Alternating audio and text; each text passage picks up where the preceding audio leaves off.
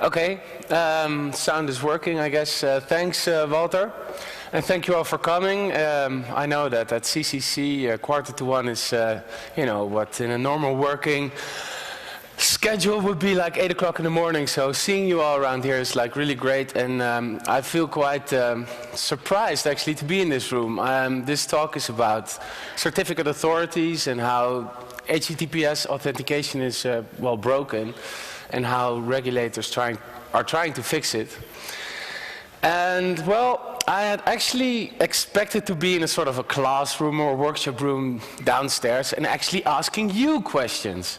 So my initial talk was about, you know, asking questions. Okay, so how do you think about this, and how does the community think about that? But in this room, that's quite challenging. And you know, apart from that, I feel quite honored to be here. I mean, sharing the stage with people that travel 250,000 miles a year to defend internet freedom. People speaking out against quite powerful forces. Talk yesterday was quite, yeah, I was quite impressed by that. And then talking about certificate authorities after that, it's a bit like, you know, in Dutch we say beer after wine, if you know what I mean. Anyway, the talk yesterday, my sheets aren't showing. I don't know why that is. Maybe I should try and fix that. It's another screen, maybe. Look, there we are.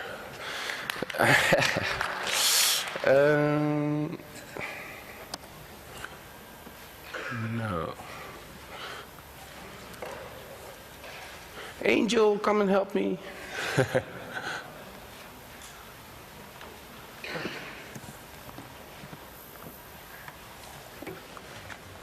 Ja, hij staat in het scherm hier rechts. Zal ik anders gewoon voor je doorklikken? Of, nee, ja, hij moet er gewoon komen.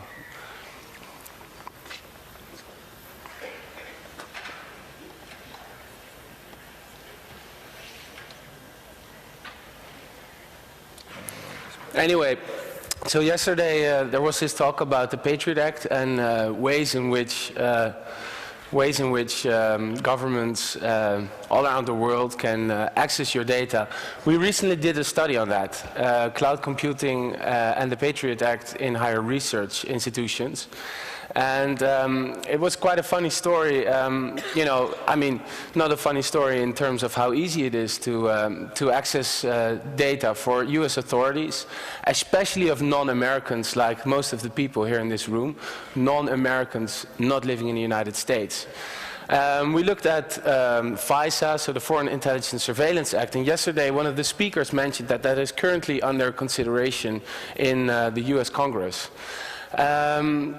And I don't want to go all too far into that, but when we released this study, it's just a little anecdote. At these conferences, people come dropping in, so I thought the first couple of minutes talking about this a bit. When we released this was on a Saturday. It was covered in the national Dutch 8 o'clock news, because it's quite something how easy it is. The day after, so that's on a Sunday, we get an email from the Netherlands Embassy in Washington, D.C. Them having been contacted by the Department of Justice saying that, well, this study of the Dutch researchers in Amsterdam, you shouldn't take it too seriously, and it's not. So that only shows you, over the weekend, so 8 o'clock in the Netherlands, and the next morning on a Sunday, it shows you how effective some government institutions are, and how big an issue this is. So this is really one to watch. It got some coverage on CBS News, and well, we'll be following the US debates on the FISA Amendments Act very closely. But that's not what today is about. Today is about our paper called Certificate Authority Collapse. And bear with me, this is work in progress. So I know many of you probably know much more about the technical details of HTTPS authentication than me. We got an opportunity to present this at Harvard University and are currently updating the paper. And just to see some hands, who has read the paper? That's nobody. Oh, that's that's a very good thing, because I will give you sort of an update of the paper and enhance to the to the person that actually. It's on SSRN, and you can see the abstract there, and I'll give you the link later. So for the presentation, I will first, very shortly point out what HTTPS authentication, what the model is behind it. And then we'll tell you something about the DigiNotar hack. DigiNotar, a Dutch certificate authority that got hacked. It was a landmark breach, and the mitigation was very insightful and illegitimate. And it's a pretty damn good story. So I wanted to share that with you today. And it really points out what these more systemic, more sort of fundamental vulnerabilities of HTTPS authentication are. So that's what I'm going to talk about next. And then in June 2012, so that's a couple of months ago, the European Commission launched this quite expansive regulatory effort to regulate this unregulated SSL environment. So the main question of the presentation is, well, will the EU succeed?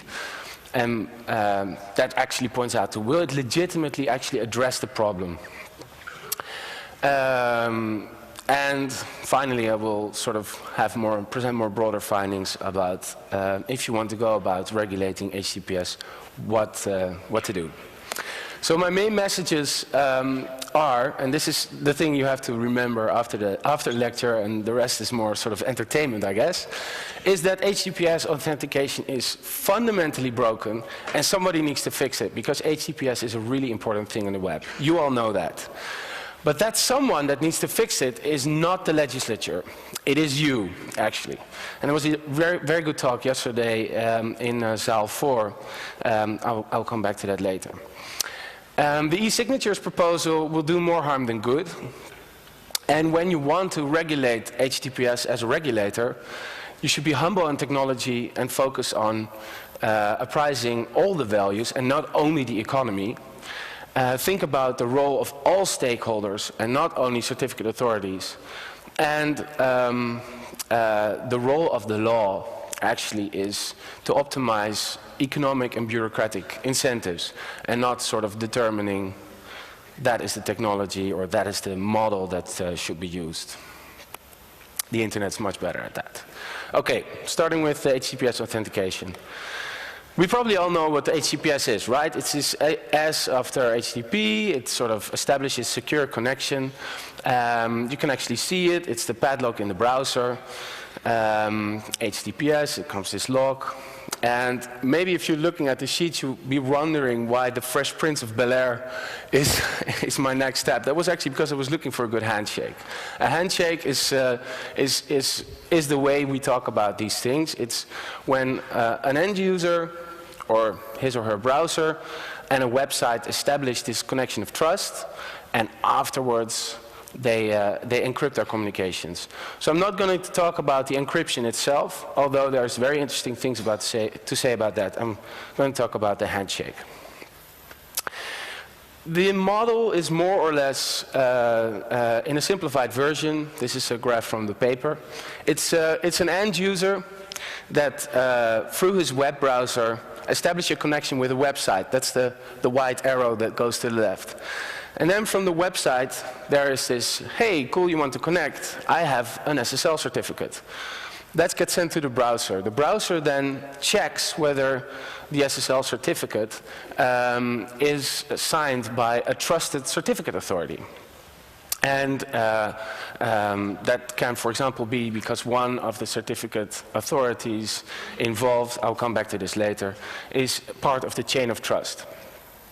Right, so these are more or less the four stakeholders involved, and when the certificate is trusted, the web browser turns back to the website and the end user and says, okay, you two can connect in a secure way, now we're going to encrypt the stuff. And this is what it all should be about, right? So preventing that somebody in this connection between the end user and the website intercepts the connection and performs a man-in-the-middle attack, either intercepting or altering the information that is transmitted between the two. Just very shortly, the security of HTTPS authentication is extremely crucial for the internet. It has evolved into the de facto standard for secure browsing. According to a McKinsey report, it has sort of facilitated the spectacular growth of an $8 trillion e-commerce market. I mean, it's a lot. Let's agree on that. And it is, of course, vital for the relative confidential communications of end users. I say relative because, you know, everything, of course, can be hacked, but, you know, you have a quite a strong degree of protection. And this is the case for governments, it's the case for businesses, and for consumers. So this actually concerns everyone that is on the web. It's also quite crucial for submitting software patches or for sort of automatically updating software, for machine-to-machine communications, etc., etc., etc. It's everywhere. So now let's turn to the day or the moment it all went wrong. And that was when Iran took over the Dutch certificate authority, DigiNotar. We still actually don't know who has done it. I'll come back to that later. So DigiNotar was a root certificate authority. They run some pretty essential internet facilities in the Netherlands. DigiD, which is the e-government sort of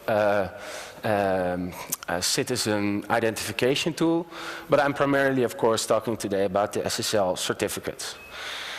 But it run them both, and what happened is that all these services at DigiNotar were sort of separated by a virtual Chinese wall, but all interconnected through a Microsoft Exchange server. So there was one server to rule them all. Basic mistake, okay? And then this one server was secured with a username and a password combination that wasn't that hard to guess, right? So prod admin, product administrator, was the password and the username, and it was quite easy to come in. On top of that, and this has only recently been released, the DigiNotar website was the way to sort of enter the servers, and DigiNotar hadn't performed 30 vital software updates. They had just ignored that for a couple of years, actually. So things were really bad at DigiNotar. So what happened? This enabled the hacker or cyber criminal or whoever was involved in this, the nation state, we still don't know, to sign well, quite a lot of false certificates. 26 for Google.com, 22 Skype.com, 14 for the Tor project. And what I always find very interesting is, of course, 25 for CIA.gov, addons.mozilla.org, update.microsoft.com. So, I mean, this was one very easy hack, not that advanced. And you know, you can already sort of guess what the damage is, right? So if you are able as a hacker to sign all these certificates, you can actually sort of, you have the first step into hacking the communications of, well, basically quite a lot of people. In the DigiNotar attack, the targets were about 650,000, I don't know if you can see this, you can't, 650,000 unique IP addresses. You never know how many people that are. I mean, many people can be behind one computer, or many computers can have various IP addresses. And most of these IP addresses originated in Iran, 95% of them, and 5% were VPN services, proxy services, and Tor, actually. But these numbers from the very recently released forensic sort of forensic report are quite unreliable. It is all based on OCSP logging. And we all know that OCSP logging is very contentious, or we don't all know that, but it is.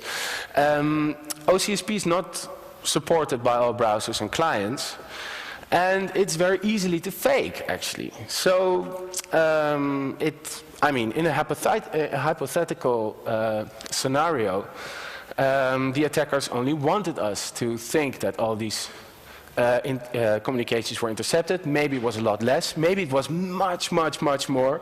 But we only focused on Iran to sort of divert the attention from the actual attacker.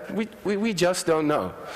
And this is actually one very sentence in the new forensic report that sort of establishes that.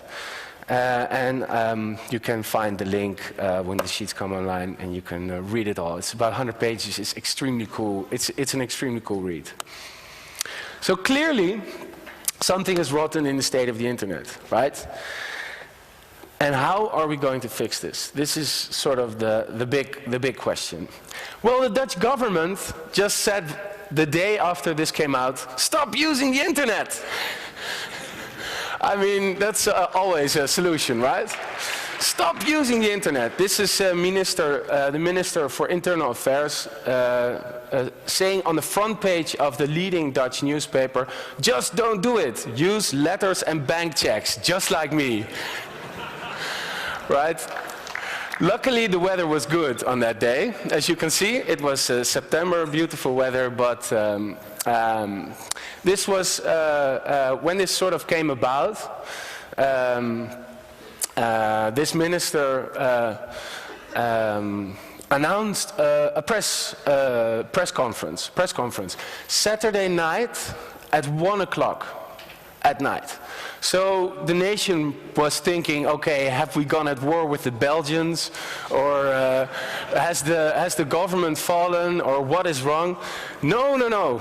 At the press conference, the minister said, the internet is broken, but I have taken measures, and now you can get back to sleep. Okay. A couple of days after, he says, stop using the interwebs. So, you know, you have to understand who this man is. This is Minister Donner, the man who saved the interwebs in the Netherlands. Anyway, the mitigation measures taken on a more general level, taking one step back, is that the government actually overtook DigiNotar. So, from one moment to the other, there was this crisis meeting, very high level, several ministers involved, and they said, we have to take over this company. Still, it isn't clear on what basis the government acted. I've been talking to a lot of people, and they say to me that the government was acting on a private law basis. Right? So the company, the government was acting like me or a company, and just having a negotiation with DigiNotar and saying, DigiNotar in a free will, without any sort of public force or use of sort of the government monopoly of enforcement, freely saying, okay, you can have the company.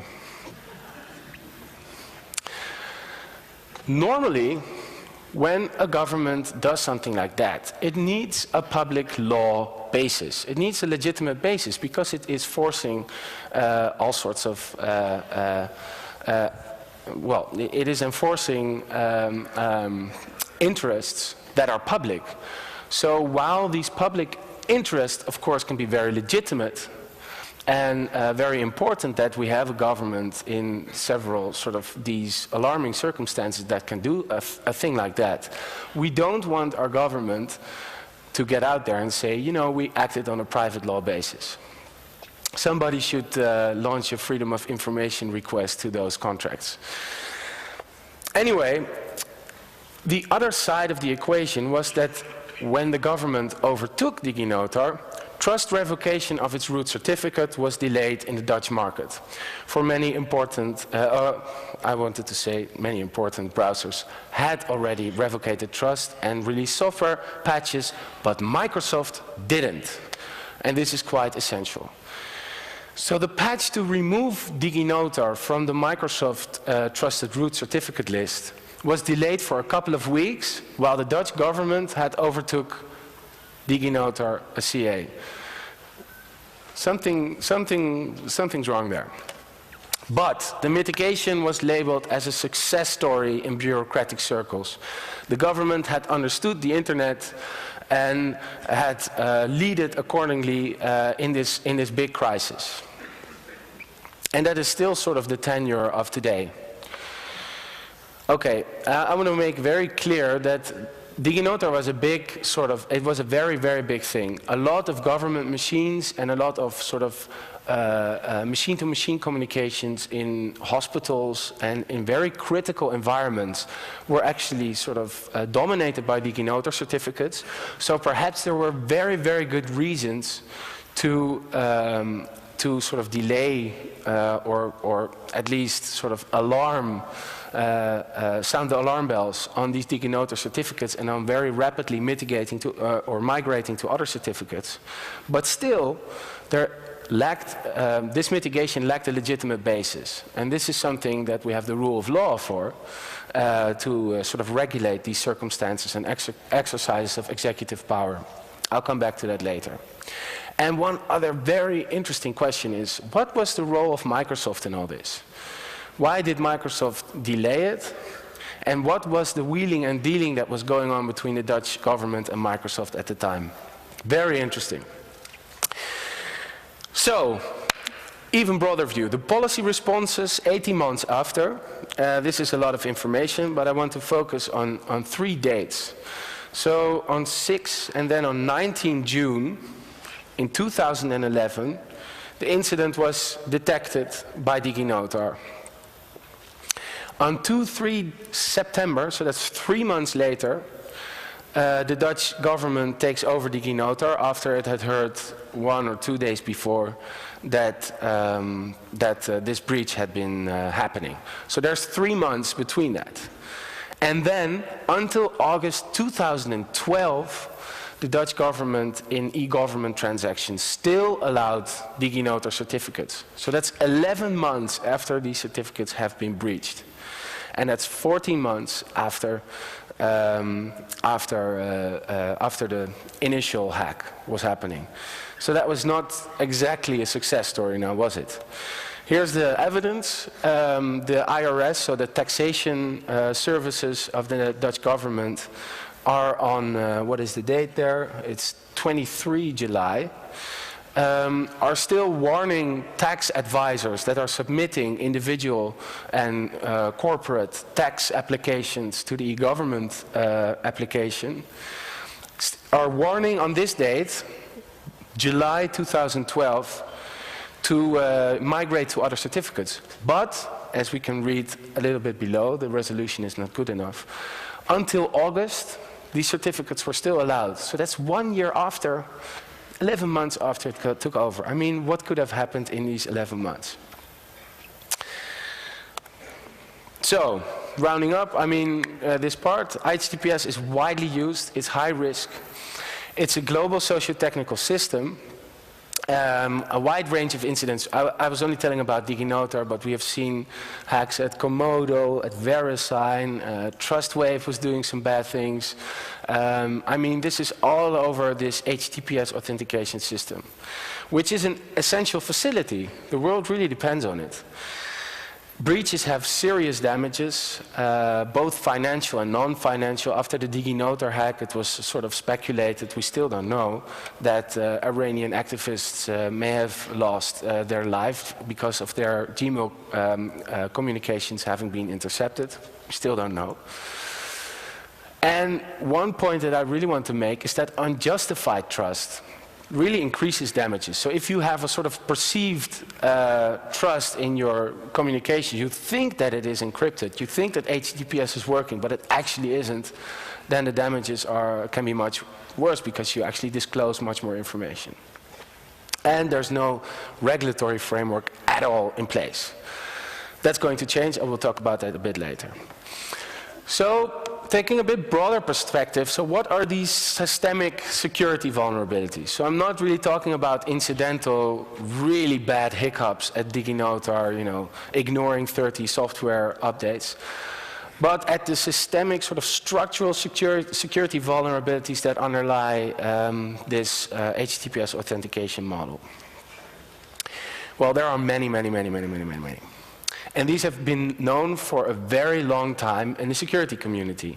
And actually at last year's CCC and at the 2010 CCC, Peter Eckersley of the Electronic Frontier Foundation, amongst others, has been presenting on this and starting a really cool project that I will talk about in a bit.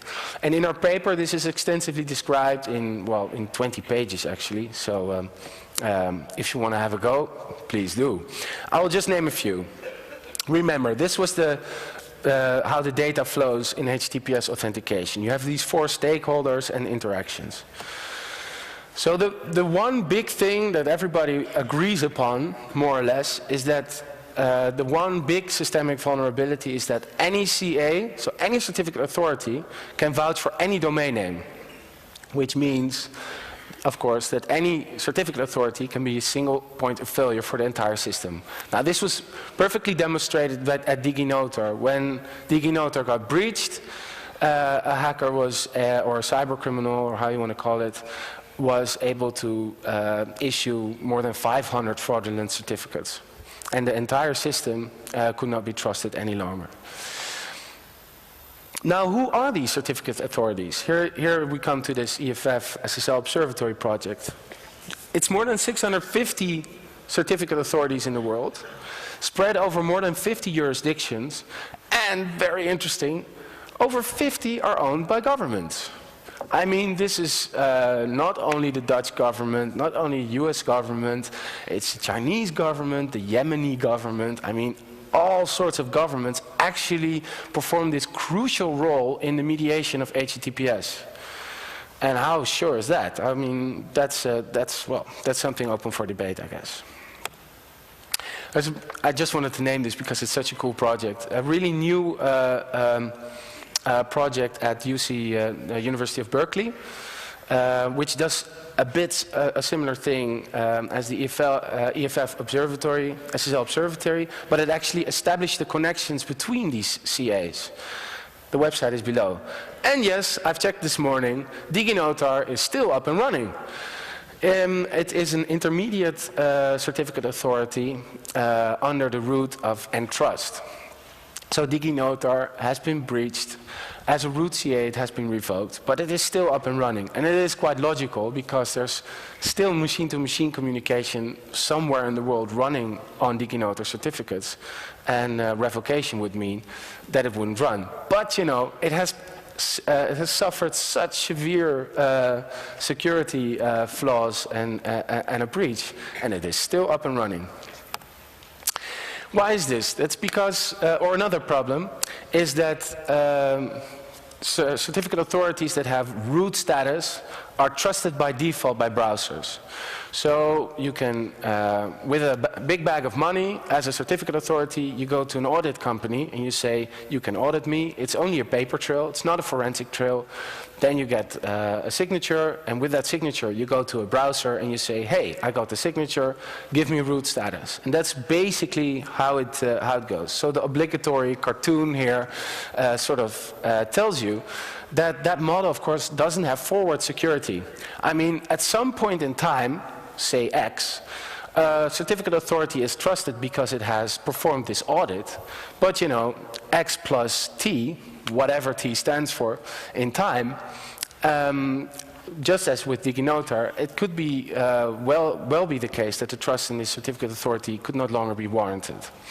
But trust by default means that if you buy a certificate authority at that browser, or that certificate authority, then the browser trusts your certificate by default. I'll come back to this later.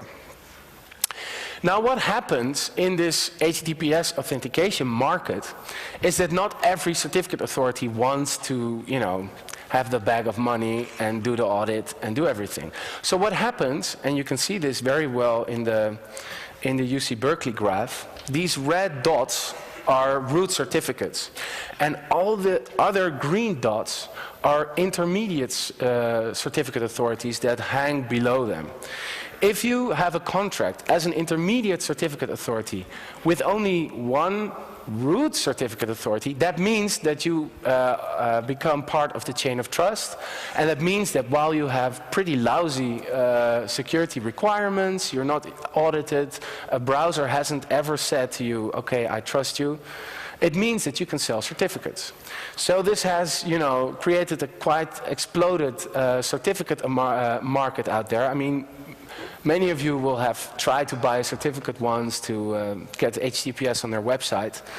And, if you can buy it a bit cheaper at an intermediate CA, you never know what the security practices at those companies are. You just have to trust them on their blue eyes, I guess. Then your certificate will be trusted. What the message here is that it's a completely intransparent market, and we just don't know how many intermediate certificates there are and how they are actually sort of interconnected. And well, given the fact that it's such an essential system, that's a problem. And then there's of course the attribution problem, which is in a legal sense a big problem. So you probably all know this, but in the real world, the penal law, for example, it was all based on actor and intent. So who has done a certain criminal or a certain act, and what were his or her intentions? On the internet, that's pretty impossible. That's what's called the attribution problem online. All our sort of criminal law still is very much based on this fact that, or on this idea that you can know who has done it for what motives. Online, that's not possible. So we have to sort of rethink the way the law approaches these sort of questions. I'll come back to that later. And then, as was demonstrated in DigiNotar, by the way, attribution problem, we still really don't know who the hacker was with DigiNotar 1.5 years later. So this is also something that the DigiNotar breach showed.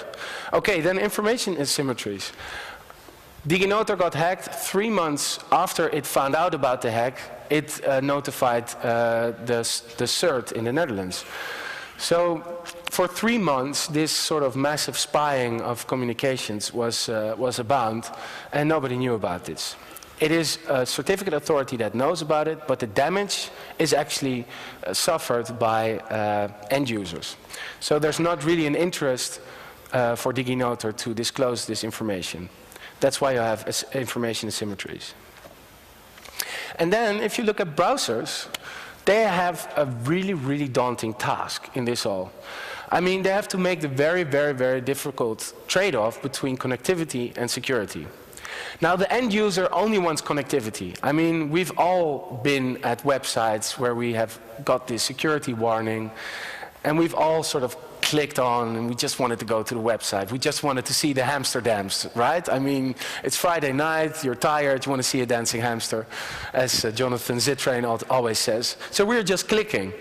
But the browser actually has a responsible role to weigh the interest of connectivity of the end user with his or her security. A second problem is that it depends on trust revocation or certificate revocation and on quick responses by CAs. So it's not only the browser that is responsible for this. And then a very sort of extra complicating factor is that scale is really important here. I mean, we've seen that Komodo has been hacked a couple of times, but Komodo purportedly has about 1/4 of the HTTPS market. So if you revoke the trust in Komodo, 1/4 of the HTTPS internet becomes inaccessible if you do that as a browser. So scale is a true risk factor here. The bigger CA is, the harder it is to revoke trust. Now, if we look at websites, they implement HTTPS really poorly. SSL Pulse is a project, and I checked yesterday about today's data, and it's about 15%, not 14.2. But at the website level, the most popular websites were surveyed, and only 14 or 15% of them implement HTTPS in the most sort of state-of-the-art fashion. So websites actually initiate this sort of trust model, by buying certificates and by offering HTTPS, but only 14.2 or 15% of them implement HTTPS in the state-of-the-art way. So websites are also a part of the problem. And then the end user, I mean, go figure. This is the website of CCC. If you go to CCC website, my browser tells me that the security certificate of the CCC event website cannot be trusted. So what do? I want to know what the Fahrplan is, right? I'm just clicking, clicking, clicking. So what is the responsibility of the end user in this? I mean, can we really rely on, that's also what you hear, that's what you hear a lot if, for example, industry lobbying. They say, yes, end users always, or also have a responsibility in this story, right? But, you know, I mean, I'm browsing and we're everywhere and any place in the internet. Technical problems are really hard to understand for the average end user. What are you going to do? So, what sort of a main message is that every stakeholder in this HTTPS authentication model is part of the problem. I mean, at every stakeholder there are sort of challenges that should be met. That's a very important thing. But, and now we come to the EU proposal, is every stakeholder part of the solution? ENISA performed a pretty good analysis, quick analysis of the DigiNotar breach, but there was one sentence in this analysis that really stuck in the head of the European Commission, apparently, and that is, you know, amidst a financial crisis, the ENISA used the words that certificate authorities might become too big to fail, just like banks. So this is where we come to the EU e-signatures regulation. And the question whether it will succeed in regulating HTTPS. As I was saying, in June 2012, the European Commission launched a proposal, the e-signatures regulation. Now, a regulation is different than the most discussed, also at this conference, legislative proposals, which are EU directives. Not the data protection regulation, but, for example, the data retention directive or the law enforcement directive.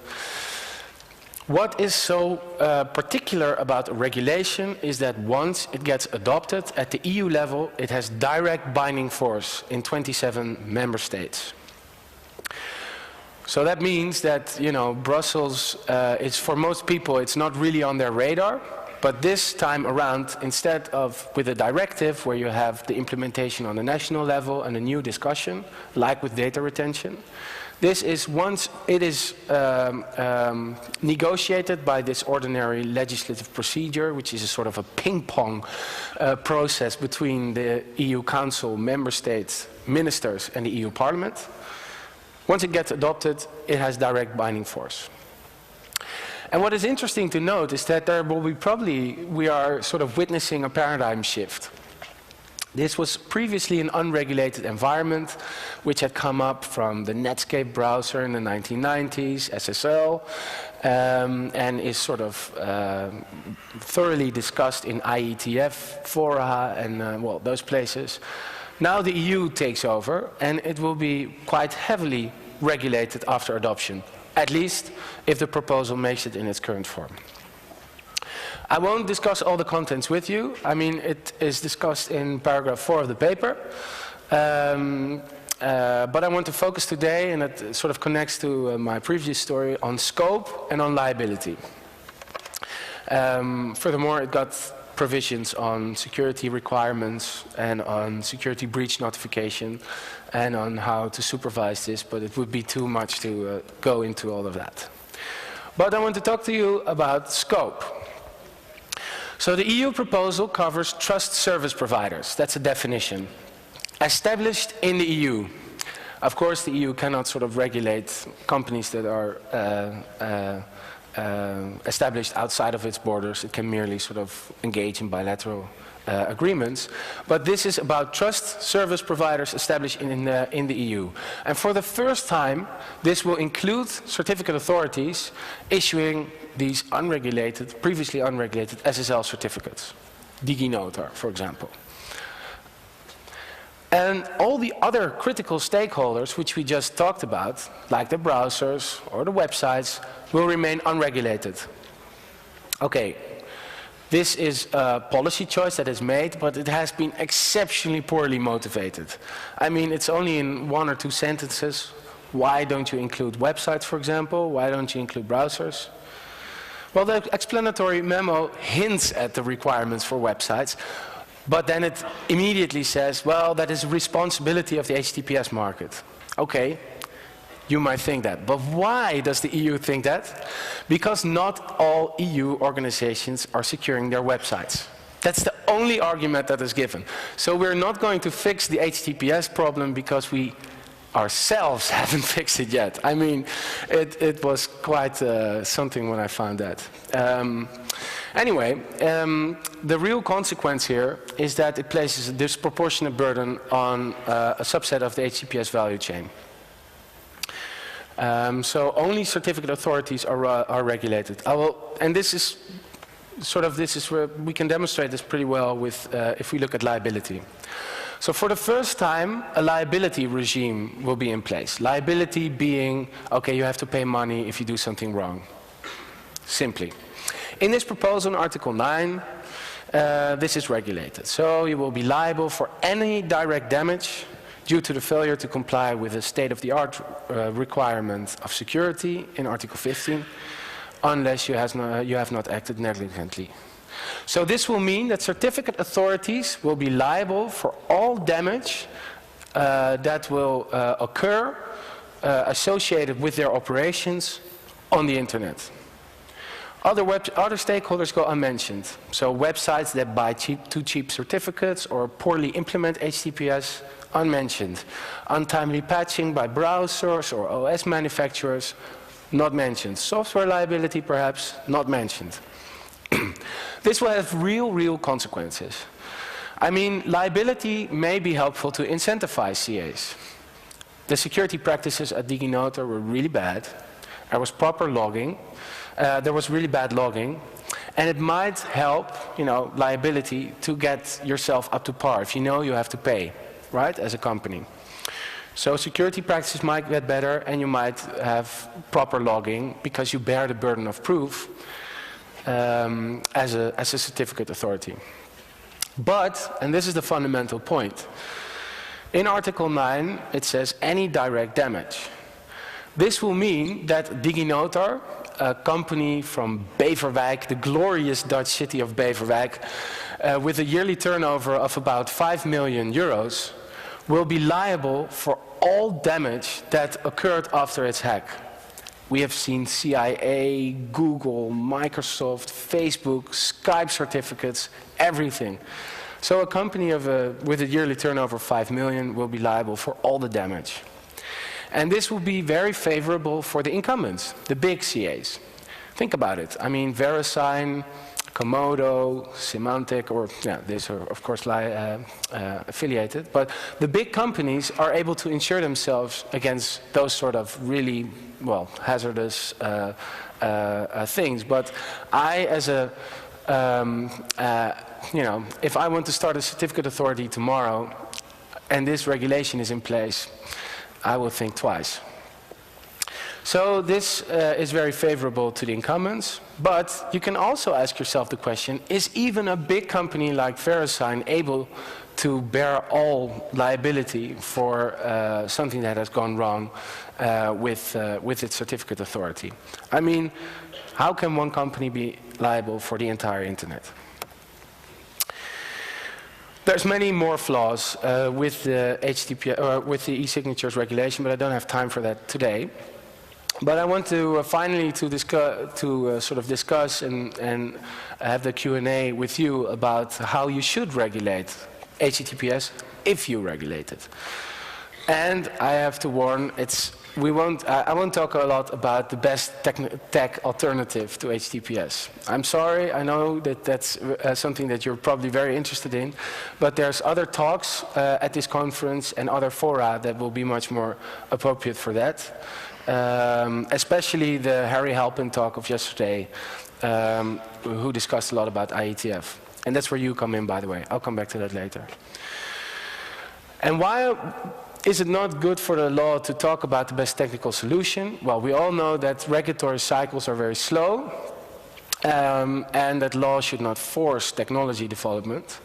But what law can do is help to incentivize economic and political actors. And that's what I want to talk about a bit with you today. When I was in the EU Parliament, that's of course the first thing, I had a meeting with the responsible, or one of the responsible parliamentarians. And the first question I had is, you know, do you know what HTTPS is? And I got a sort of a glaring gaze back at me. So there's a pretty long way to go, I have to say. There was probably there was surely no understanding. The people didn't know what HTTPS was in the first place. So we have a long way to go. Anyway, in our paper, and that's it's one of the first legal analysis of HTTPS authentication, we adopt a value chain model. So we look at all the stakeholders involved and at all their interactions and how they impact security. What I'm very generally going to say about this is that we find in our paper that a global socio-technical system is very hard to regulate. I mean, law is always local, and this system is global. And on the other hand, I mean, it's really a technical problem that technology should address. So what is needed is robust technical and policy solutions. And Maxime Marlinspike, who is a hero in this field, his IETF proposal on tag pinning is currently running. Google has an interesting proposal as well, and there's a lot of Firefox add-ons that could provide more security.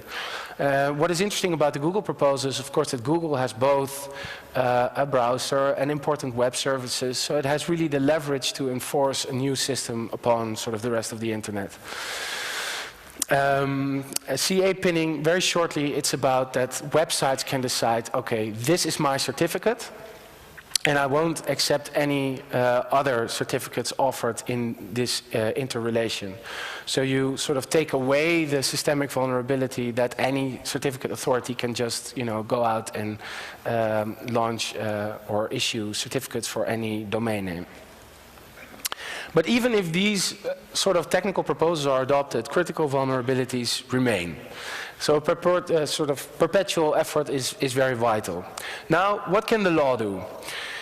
The law is a very good instrument to sort of look at the incentives that are in such an ecosystem and help to incentivize actors that are involved. So what the law should do is it should make the full set of underlying values explicit. Now, in the current EU proposal, it's only about e-commerce. It's only about money. It's only about the digital economy. That's very problematic because HTTPS is very vital for e-commerce, but it's also very very important for reliable communications and for privacy, communications freedom, and other values.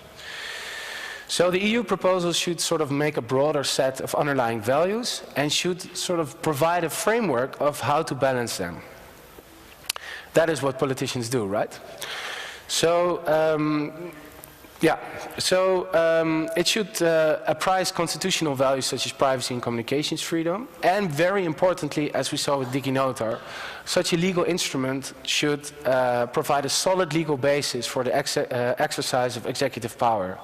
I mean, a Dutch government, you know, calling up a certificate authority and saying, we'll be there in 1 hour, and then you will be mine. I mean, that's not the way it should work in democracies. And then, in order to sort of,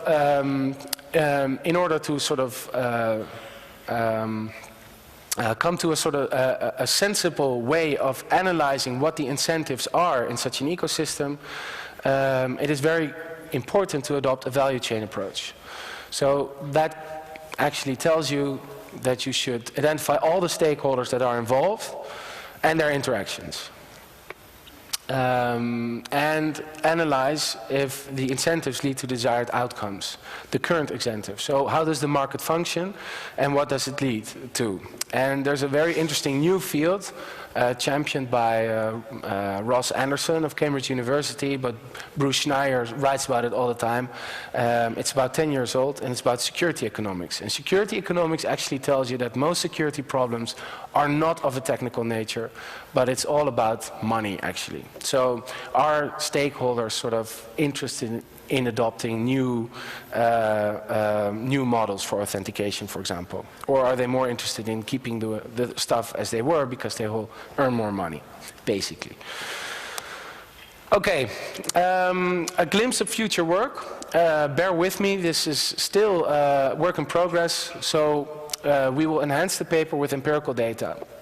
We are currently working on enhancing the paper with the SSL Observatory and the ICSI, the Berkeley Trust Tree data that I already showed you. And this is all part of my larger PhD project on the governance of communication security. And that looks in more or less what is and how regulators should approach communication security. I also will look at what the structural legal vulnerabilities are to communication security and what regulation is good for. And that's more sort of the fundamental question that all sort of tech lawyers are, tech law researchers are struggling with today. So what can regulation be good for in a global social technical ecosystem? And I will perform some new case studies similar to HTTPS, so I hope I'll be here next year presenting about another big hack that was somewhere in the world, and we can talk about that later. Finally, my main message is for this HTTPS thing is that it is completely broken and somebody needs to fix it, and that someone is not the legislator, but it is you. It is technical people that have understanding, deep understanding of the complexities at hand, and that work together in these loose fora, such as the IETF, into augmenting this. And when you regulate HTTPS, you should be very humble on technology. The current proposal is not, and it will probably do more harm than good if it stays in its current form. So if the EU wants to do good stuff in this environment, it should apprise all the underlying values. So not only the economy, but also digital rights and communication security. It should think about all the stakeholders involved, not only certificate authorities, even though DigiNotar was doing so poorly. And it should think about optimizing economic and bureaucratic incentives rather than technology. Thank you very much.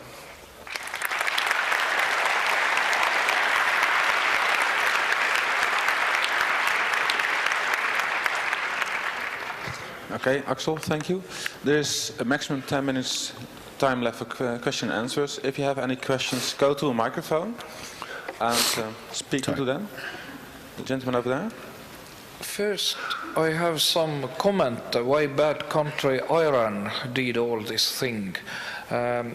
This is the infrastructure problem because Americans had the possibility to go for CAs and say, give us the certificates, we need to listen to the traffic, because Iran had no such possibility, so that was the only way to do. But I wanted to have a little comment about identity. First thing is the corporate identity. I haven't seen it in the constitution of every country that any corporation has been defined there. And it's a big problem in our world, because Facebook is not written into the constitution as a person, and you see the consequences. And now my question is, who from you has the chip under the skin? Me have. I am Aus Estland, and I have this kind of chip. And I will not talk long. It's a usual ID card, but the chip is really working. And when going for government infrastructure or for banking, then believe or not, some material for this chip is included into the handshake, SSL handshake. So things are possible. Now the question is, why you think VeriSign is still in the business? Why nation and state governments So the question is, why is VeriSign still in the business? Yes, okay. Because why at all commercial companies should provide CA services? I don't understand this. This should be nation states, or what do you think? Thank you. Take a couple of questions. Okay. I really would like to have a chat with you on your implanted chip afterwards. That's pretty damn interesting. But why VeriSign is still in business? Well, that is a cultural thing. I mean, in the United States, corporations are much more trusted than the government, I guess. In other sort of countries, I'm partly from Scandinavia. I'm half Danish. In Denmark, the trust in the government is extremely large. So that is a cultural thing. Why businesses are still sort of interested in doing this? Well, they earn a lot of money, of course. And it is also traditional something that came sort of bottom up. So this is something, the CA thing and the man-in-the-middle attack thing in the 1990s was not at all something that was part of the threat model at the time. I mean, cyber criminality and stuff like that. So this all came about because there was some problem. We needed identification and we needed sort of a secure channel. And that's why this all came about. And it still hasn't gone because, well, because of cultural and economic factors, I would say. Yeah. Next question is for the Signal Angel. So there are a few questions from IRC. The first one is, do you really believe there will be any change when the EU takes over, but the other CAs are all scattered all over the world? I mean, the bad guys are just going to go somewhere else? Well, that is, of course, a very good question and a big, it's a big complexity of regulating the internet anyway. We have, of course, I mean, that's why intuitively one would think that it's much more, a much more successful strategy for the regulator would not be to focus on certificate authorities, but actually on websites. I mean, if you sell products or offer services in the EU, there's a lot of regulation you should comply with. And it makes more sense to look in that direction of solving this problem, and maybe for liability schemes and what have you, than looking at CAs, which indeed, as you say, are governments all around the world, companies all around the world, and how are you going to find your how are you going to enforce action against your certificate authority on a given island in the Philippines, right? I mean, that's pretty complex. So yeah, it would make more sense to look in other places of the value chain. Okay, next question is for the gentleman with microphone number 1. Okay. By the way, can you keep it short, by the way? We're running out of time. Yep. Don't you think it's more important not to focus on the CAs, but getting the key and trust chain correct, like putting it onto DNS or someplace else? Yeah, very good question. As I tried to explain, but maybe I wasn't clear enough, the real problem here is a technical problem. And HTTPS authentication is broken in many ways. And indeed, as you say in your question, the first sort of effort that really is needed right now is indeed something like CA pinning or Maxi Marlinspike's proposal getting through and getting implemented. And at the implementation level is, of course, where the regulator can be successful, but not at determining what should be implemented. But indeed, yes. Okay, final question, microphone number 1. Okay. My point is, if you look at the system, it's of CAs, it's a point where you give the decision who you trust to someone else. And the problem is, how can you trust them? You do not decide for yourself. If we define a system where we define it ourselves, we have to make a first contact in any form. And this first contact, if it is not in person or in any direct way, we cannot secure the first contact. This is the problem. Even though there's the PGP model with the ring of trust, web of trust, where other people I trust someone else, but that web extends so much, and someone says, "Oh, I sign your key, you sign my key, but don't verify it really," and so it's not working. So we have a general problem with trust in if we do not directly exchange the keys ourselves. Yeah, you're probably very right. But we also have a problem of connectivity if you would try to adopt a ring of trust model in a global sort of functioning e-commerce market.